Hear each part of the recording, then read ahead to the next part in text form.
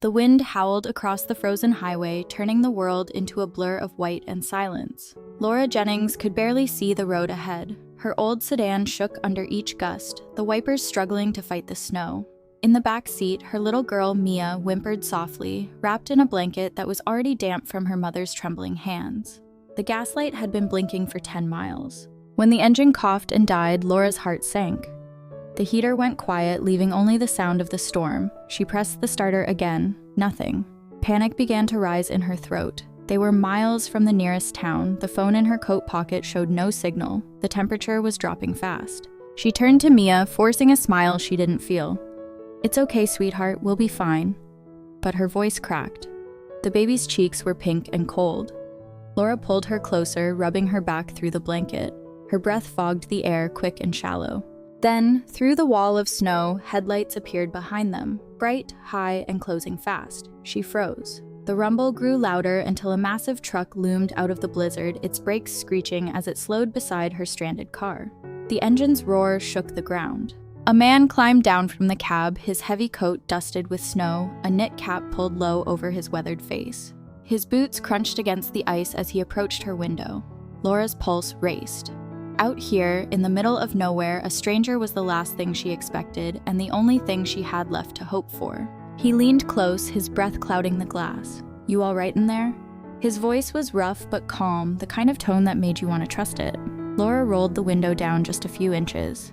"My car died," she said, her words trembling with cold. "My daughter's freezing." Without another word, the man nodded and walked back to his truck. A moment later, he returned carrying a small silver heater, the kind made for cabins and campers. He crouched by her car door, started the heater, and handed her a thick blanket that smelled faintly of coffee and diesel. "Keep her warm," he said. "Name's Raymond Carter. I'll see if I can jump your battery." Laura blinked through tears she hadn't noticed. "Thank you, really." He gave a small nod, then moved with quiet purpose, opening her hood, attaching cables, his breath rising like smoke in the freezing air. The storm howled around them, yet he worked as if the cold didn't touch him. Minutes passed. The car sputtered, coughed, then came back to life with a weak hum. Laura exhaled, relief flooding her chest. Raymond closed the hood and looked at her through the window again. "There's a truck stop about 15 miles up. Follow me there. They've got heat, food, and folks." She nodded, gripping the steering wheel as he climbed back into his truck. The taillights ahead became her lifeline, glowing red through the storm. As the miles crawled by, Laura glanced at her daughter, still shivering but smiling faintly now, wrapped in the stranger's blanket. A man she'd never met had stopped when everyone else sped past. But what Laura didn't know, what neither of them could know, was that this small act of kindness, born in the middle of a frozen night, would one day circle back in ways neither could imagine. But he didn't know that what came next would change everything. The truck's stoplights flickered through the storm like a promise of warmth.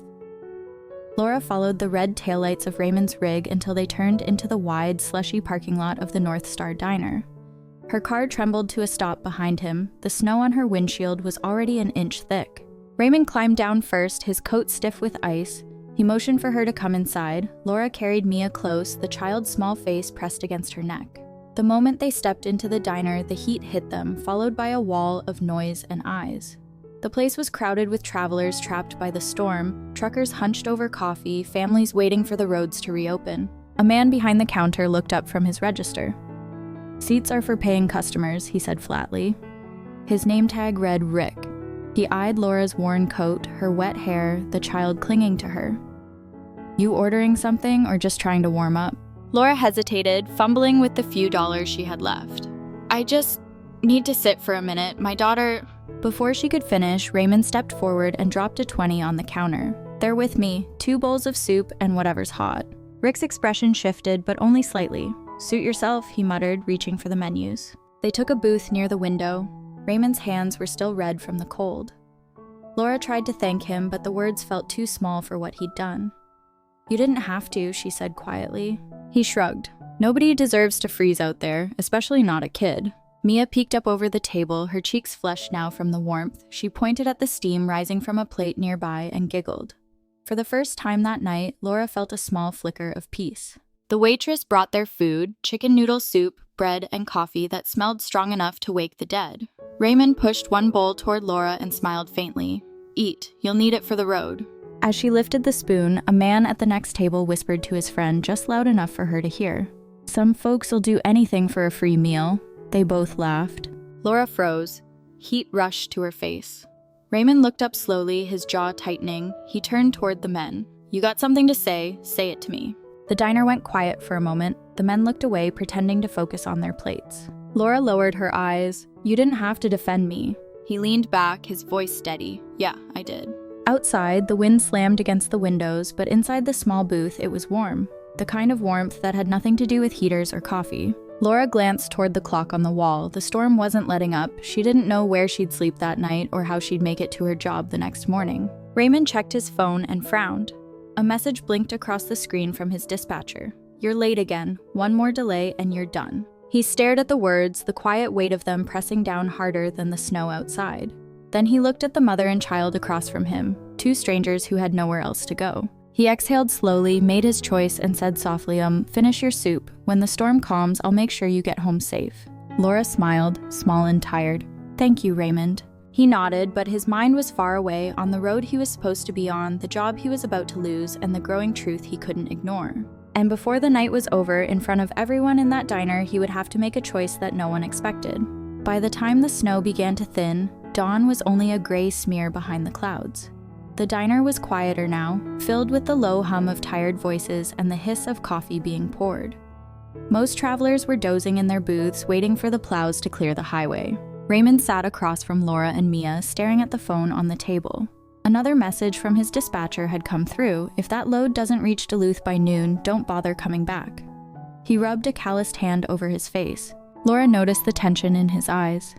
You should probably go, she said softly, you've already done more than enough. He didn't answer right away. Outside, a plow rumbled past, pushing a wall of snow to the side of the road. Yeah, he said finally, maybe I should. But his voice didn't sound like he meant it. Mia was coloring on a napkin with a red crayon the waitress had given her.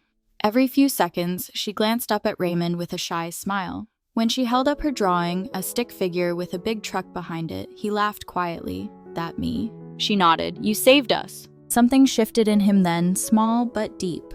The words hit harder than they should have. He'd once saved someone before too, his wife, at least he'd tried. But that winter, help had come too late. He stood abruptly. I'm gonna check your car, make sure it'll make the trip. Laura followed him outside. The air bit at her face, sharp and clean. Her old sedan sat half buried in snow. Raymond lifted the hood again, checking the oil, the battery, the belts. You got chains on your tires? He asked. She shook her head. Couldn't afford them this year. He sighed, went back to his truck, and returned with a set of spare chains. These should fit. They'll keep you steady on the ice. Raymond, I can't take those, she said. They're expensive. Then think of it as a loan, he replied, kneeling to hook them around her tires. His hands were red and raw from the cold, but he kept working until the chains were tight. As he stood, a horn blared behind them. A delivery truck pulled into the lot. The driver leaned out and yelled, Hey Carter, dispatch says you're done. They gave your route to someone else. Laura froze. Oh no, was that because of us? He looked at her for a long moment, the wind whipping through the space between them. Doesn't matter now, he said finally. I've been late before. Guess I was due for one last screw-up. She shook her head, guilt flooding her chest. You shouldn't have stayed. He gave her a tired smile. Maybe not, but I couldn't just drive past you either. Inside, people had started to gather near the windows watching the exchange. To them, it was just another stranded driver, another fool helping someone who couldn't pay him back. But to Laura, it was something else entirely, a kindness too heavy to name. She reached into her coat, pulled out her wallet, and tried to hand him what little she had left. He pushed her hand away gently. Keep it. Buy your little one something warm. The wind howled again, carrying with it the faint sound of laughter from inside the diner, mocking, distant, cruel. Raymond looked toward the noise, then turned away. Let's get you home before the storm decides to come back. Laura hesitated. What will you do now? He shrugged. Figure it out. I always do. As he climbed back into his truck, Laura buckled Mia into her seat and started the car. Through the window, she watched his rig rumble to life, the exhaust curling up into the pale morning sky. He'd lost his job for a pair of strangers. And yet, as he pulled onto the road ahead of her, guiding the way through the thinning snow, he felt lighter than he had in years. And before the day was over, that small act of defiance would lead to something he could never have seen coming. The highway stretched ahead like a ribbon of gray through fields of white. The storm had passed, but the world it left behind was quiet, heavy, and cold. Laura kept her headlights on low, following the faint tracks of Raymond's rig as it rolled steadily ahead. The sight of that truck made her feel safer than she wanted to admit. Mia had fallen asleep in the back seat, her small hand still clutching the edge of Raymond's blanket. Laura drove slowly, her heart still tangled between gratitude and guilt. She couldn't stop thinking about what he'd lost because of her, a job, a paycheck, maybe more. When the road signs finally pointed toward her town, she flashed her headlights once, signaling that she was close to home. Raymond slowed his truck, pulled over near a gas station, and climbed out. "You'll be all right from here," he said when she rolled down her window. His voice was calm, but his eyes looked tired, the kind of tired that had nothing to do with sleep. Laura stepped out into the biting wind.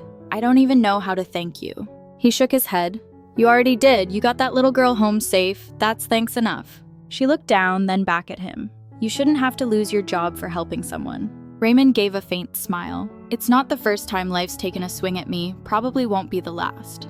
Before she could respond, a police cruiser pulled into the lot. The officer inside rolled down the window. "Everything all right here?" he asked. Raymond nodded, just making sure she got home safe. The officer looked at him for a long second. "You're parked on the shoulder, sir. You can't stay here too long." Raymond gave a respectful nod. "Understood." Laura felt the weight of the moment pressing down. She wanted to say something, anything, to make it right. But before she could, a woman in a red coat stepped out of the convenience store, glancing their way. It was the same woman from the diner, the one who had left money on Laura's table out of pity. She stopped when she recognized them. "You again?" she said, her voice sharp. "I saw the whole thing online. People are saying that driver lost his job because of you." Laura's chest tightened. "That's not true." The woman cut her off. "You took advantage of him, poor man trying to do the right thing." She shook her head and walked away. Raymond's jaw clenched, but he didn't say a word. He watched the woman disappear inside, then turned back to Laura. "Let it go. Folks love a story more than the truth."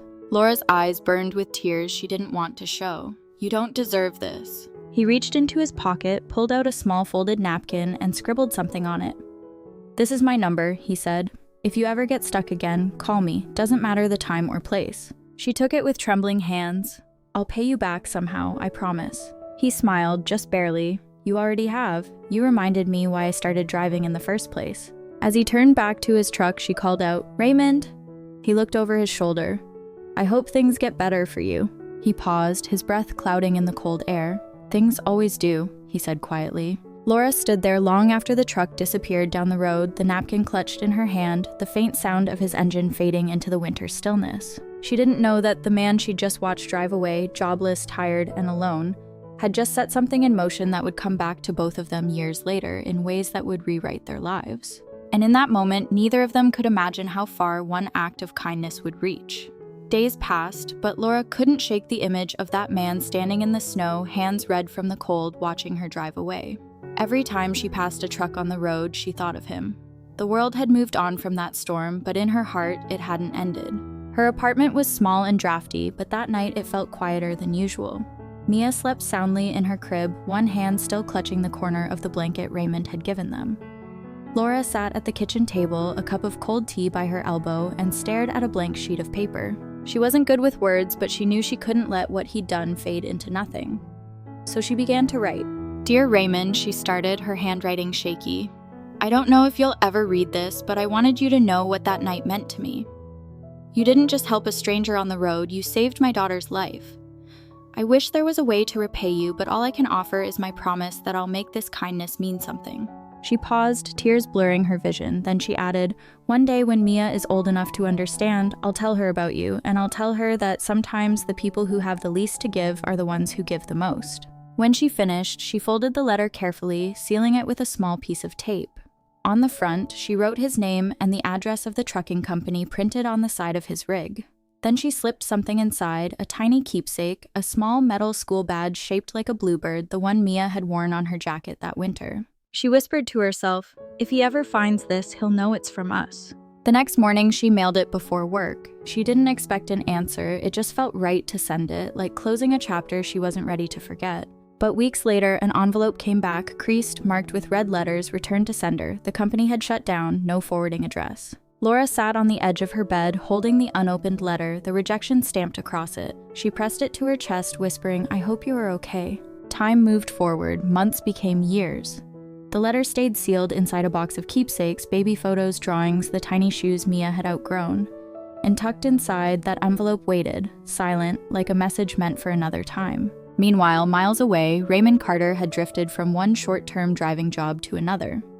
The road had always been his home, but lately it felt lonelier than ever. Some nights, parked at rest stops under empty skies, he'd take out his late wife's scarf and run his fingers through the worn threads. He kept something else in that glove compartment too, a small envelope he'd found wedged between the seats after cleaning out his old truck. It had no return name, just a faint scent of baby powder and a smudge of blue ink that read "Thank you." He never opened it. Maybe he was afraid to, maybe he didn't want to believe that a few hours of kindness had mattered that much. But he kept it anyway, because some things, even unspoken, felt worth carrying. And that forgotten letter, the one he hadn't read, the one she thought was lost, would one day return to them both at the moment they needed it most. She didn't know yet that her promise to make his kindness mean something was already on its way back to her. The years had a quiet way of slipping past. Seasons changed, towns changed, even the roads seemed different, but some memories refused to fade. It was a bright morning in Northern California, the kind of morning that smelled of ash and pine. Fire crews had been fighting wildfires for days. The hospital near Sacramento was packed with smoke-stained uniforms and the restless hum of emergencies. Dr. Mia Jennings adjusted her mask, her stethoscope cold against her neck. At 25, she had learned how to keep her voice calm even when her heart wasn't. The faces that came through those emergency doors never stopped haunting her, exhausted firemen, frightened families, and sometimes people who didn't make it. But that morning felt different. A call came through the radio, male, early 40s, severe burns, smoke inhalation, transport in 10 minutes. Mia turned to the nurse beside her. Prep Trauma Bay 3. She didn't know it yet, but the man being rushed toward her hospital was carrying something she once thought was lost, a connection tied to a snowstorm 2 decades ago. Outside, sirens wailed through the smoky air as the ambulance arrived. The back doors opened and 2 paramedics pulled out the stretcher. The patient was barely conscious, face pale beneath soot and bandages. His breathing was shallow. Name? Mia asked. One of the paramedics read from the clipboard. Ethan Carter, volunteer firefighter, his father's on the way. Mia froze at the name. Carter. It wasn't uncommon, but it made something shift in her chest. She pushed the thought aside and focused on her work. Let's get him on oxygen, start fluids, and check his airway. Move. As the team worked, she glanced down at the young man's wrist. There was a bracelet there, old, silver, tarnished. On it was a small engraving, "To Ethan, love Dad." Hours passed in a blur of alarms and orders, but they stabilized him. When the monitors finally steadied, Mia stepped out into the hall, her body trembling from adrenaline. Through the glass window, she could see the father arrive. An older man with a limp, a worn denim jacket, and eyes that looked like they'd seen too many lonely highways. His hands shook as he signed the papers. She recognized that look, the same quiet strength, the same exhaustion she had seen in another man long ago. When the nurse called out his name, Mr. Raymond Carter, Mia felt her stomach twist. She turned, her voice almost a whisper. "Raymond Carter?" He nodded politely, not noticing her yet. "I'm here for my son. Is he all right?" She wanted to speak, to ask 1,000 questions, but the words tangled inside her. She looked at his face, older now, creased by time, but still carrying that same calm she'd felt through a frosted car window 20 years before. He was the man from her mother's stories, the one she'd been told about her whole life. The man who gave away warmth when he had nothing to spare. Mia swallowed hard, her eyes stinging. "Your son's stable," she said softly. "He's strong. You raised him well." Raymond exhaled, his shoulders trembling as if he'd been holding his breath for years. "Thank you, doctor." As he turned toward the recovery room, something slipped from his pocket, a folded envelope yellowed with age. Mia bent to pick it up, then froze when she saw her mother's handwriting across the front. Her heart stopped. It was the same letter Laura had written all those years ago, the one that never found its way home. Mia stared at it, her hands trembling. She looked up at Raymond, who was now standing at the door, his back to her, unaware of what she held. She didn't know how, but the letter had found its way back to the very hands it was meant to reach. And the man who carried it had no idea who was standing before him. Mia stood frozen in the hallway, the letter trembling between her fingers. The paper was soft with age, edges curled and yellowed, but the handwriting, her mother's careful loops, was unmistakable. She'd seen it on grocery lists, on birthday cards, on notes tucked into lunchboxes when she was little. But never here, never like this. Her heart pounded as she turned it over. The faint scent of paper and time filled the space around her. Across the top, faded but still visible, were the words, "To Raymond Carter." She looked through the glass again. The man who had carried this letter for 20 years was sitting beside his son's bed, one large, rough hand resting gently over Ethan's bandaged arm. His shoulders were hunched, his head bowed, as if the weight of the years had finally caught up to him. Mia felt her throat tighten. For years, she had listened to her mother tell that story. A man who stopped in a snowstorm when no one else would, who gave away his own warmth so a stranger's baby could live. Her mother had called him the man who reminded me that good people still exist.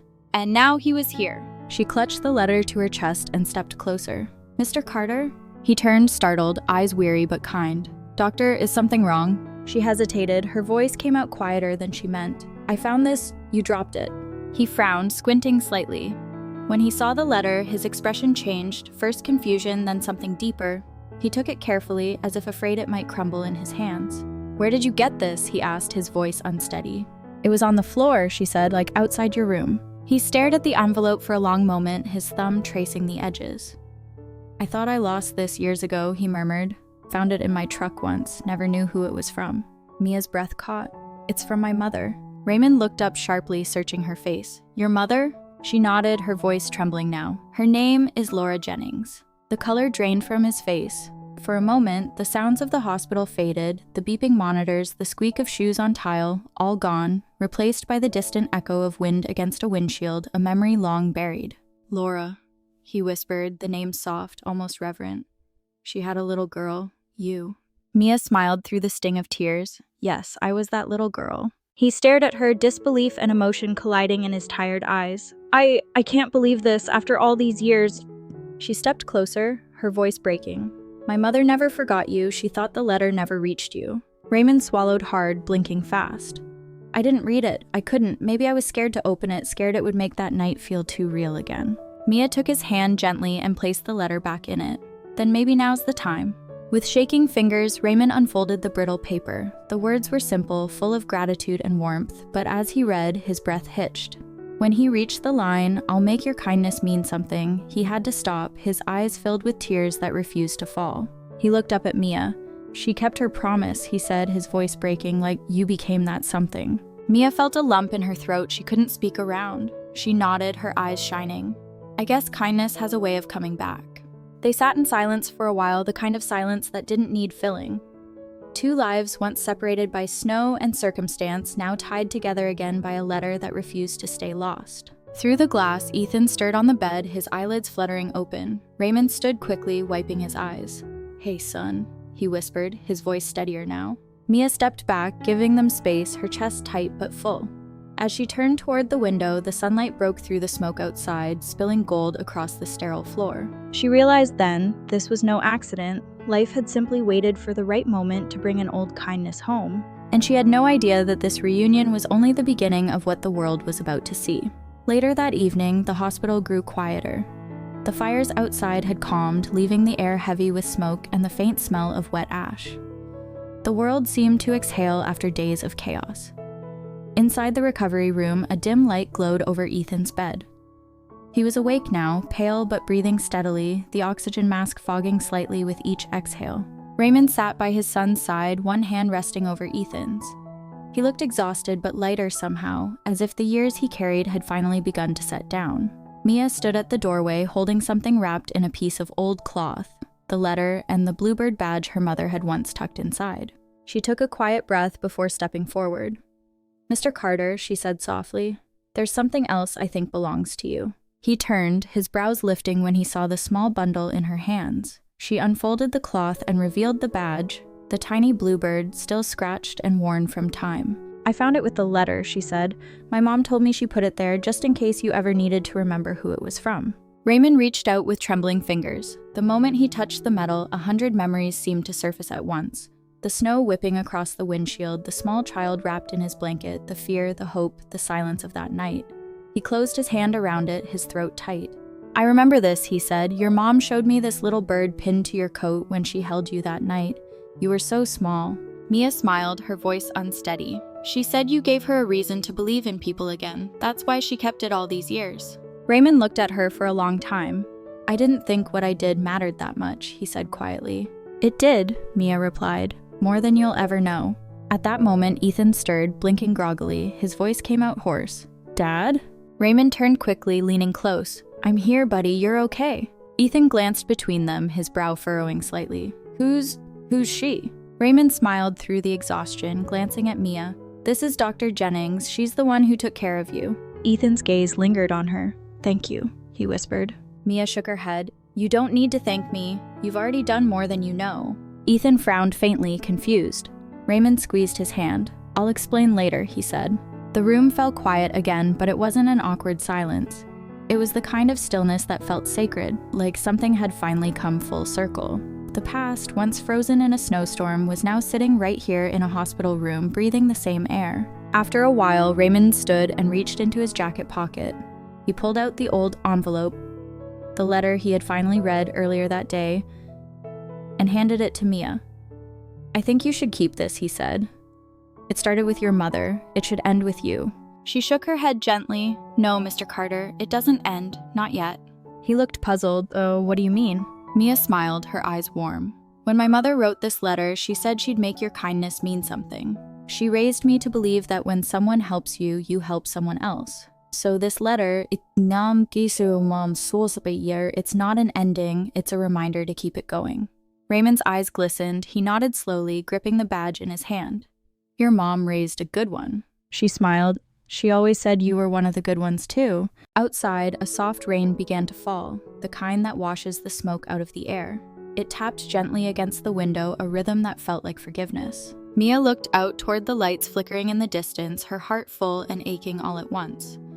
The world was quiet again, but inside her something had shifted. For the first time, she truly understood what her mother meant when she said, "Kindness never disappears, it just waits for its turn to come home." And that night, in a hospital room lit by the fading glow of the storm, kindness finally did. 2 months later, the fires had long passed, but their scars still marked the hills. The town had begun to rebuild, homes repainted, roads cleared, hearts slowly healing. Inside a small community hall near Sacramento, folding chairs were lined up beneath a banner that read, "Local Heroes Appreciation Night." Raymond Carter sat in the front row, hands resting on his knees. He wore a pressed shirt, borrowed from a neighbor, and his son Ethan sat beside him, his arms still wrapped in a soft brace. The boy looked stronger now, the color back in his face. The mayor stood at the podium, reading names of firefighters, medics, and volunteers who had risked their lives. People clapped, cheered, whistled. But when the mayor mentioned one particular story, the truck driver who had once lost everything because he stopped to help a stranger, the room grew quiet. Raymond looked down, embarrassed, but a ripple of applause started from the back row. It grew louder, spreading across the room until everyone was on their feet. Mia walked up to the microphone, her white coat replaced by a simple navy dress. "Some of you might not know this man," she began, her voice steady but full of emotion. "But I do. When I was a baby, he stopped his truck on a frozen highway to save my mother and me. He lost his job that night because he chose compassion over convenience. 20 years later, that same man's son became my patient, and because of him, his father's kindness found its way back to me." The crowd was silent, eyes fixed on Raymond. She turned toward him. "Mr. Carter, on behalf of this town and the families whose lives you've touched, we'd like to honor you tonight for proving that one small act of decency can echo across generations." An older veteran in the front row stood and began to clap, slow at first, then strong. The sound filled the hall until everyone joined in. Raymond blinked fast, trying to fight the tears that burned his eyes. Ethan leaned over and whispered, "Told you, Dad. People don't forget." Raymond laughed softly, shaking his head. "I never did this to be remembered." Mia stepped down from the stage, carrying a small wooden plaque. She handed it to him, her hands steady. "You didn't need to, the world remembered for you." He looked down at the engraving, "For compassion in action, Raymond Carter." The letters shimmered under the warm light, simple and beautiful. He swallowed hard. "I don't know what to say." "Just say you'll keep driving," Mia said with a smile. "Not the trucks, just people. Forward." He chuckled, the sound quiet but sincere. "Yeah," he said, "I can do that." When the ceremony ended, people gathered to shake his hand, to thank him. A few even apologized, locals who had once mocked his story when it went viral online. Raymond didn't hold grudges, he never had. Outside, the night was calm, the streetlights glowed softly against the wet pavement. Mia joined him and Ethan under the awning. The air smelled of rain and fresh beginnings. "I wish my mom could see this," she said quietly. Raymond nodded. She's the reason we're all standing here. You know that, right? Mia smiled through her tears. Yeah, I think she does too. A photographer asked for a picture and they stood together, the truck driver, the doctor, and the young man who carried both their legacies forward. The flash went off, freezing that moment in time. 3 lives connected by a storm long past, each one carrying the same quiet truth that kindness, once given, never really leaves. It just keeps finding its way home. And though the night was cool, for the first time in years, Raymond Carter felt completely warm inside. A year later, the storms had returned, but this time they brought no fear. The snow fell softly outside Raymond Carter's small house on the edge of town, blanketing the ground in white.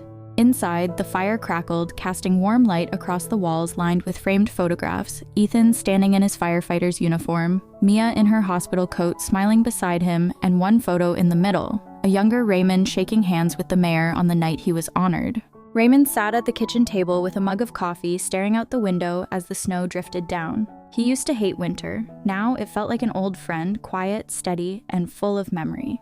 A knock sounded at the door. When he opened it, the cold rushed in, followed by Mia, her cheeks pink from the wind.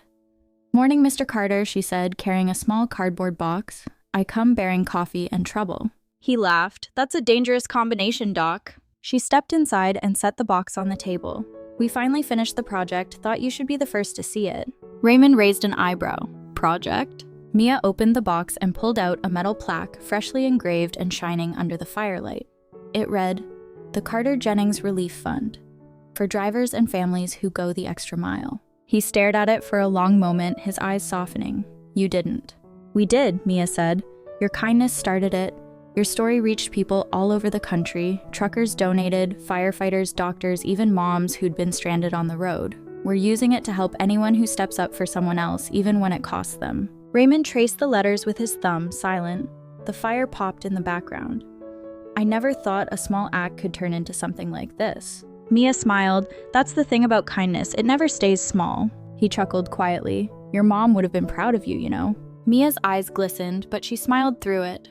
"And she'd have said you still don't know how to take a compliment."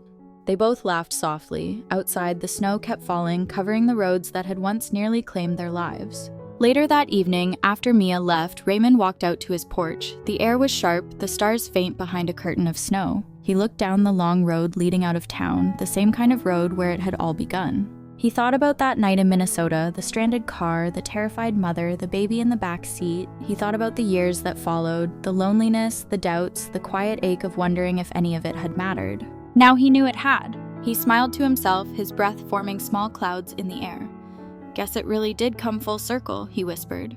Behind him, through the window, the firelight reflected off the plaque on his table, casting the words, "Go the extra mile," across the room. Because sometimes that's all it takes, a few extra miles, a single act, a moment of courage to change the direction of more than one life. And as Raymond watched the snow fall, he realized something he had never said out loud but had always known deep down, that kindness once given never dies. It waits, it grows, and it always finds its way back home. Do you believe that the smallest acts of kindness can travel farther than we ever imagine? Thank you for watching, and I'll see you in the next story here on Inspire Fathers Who.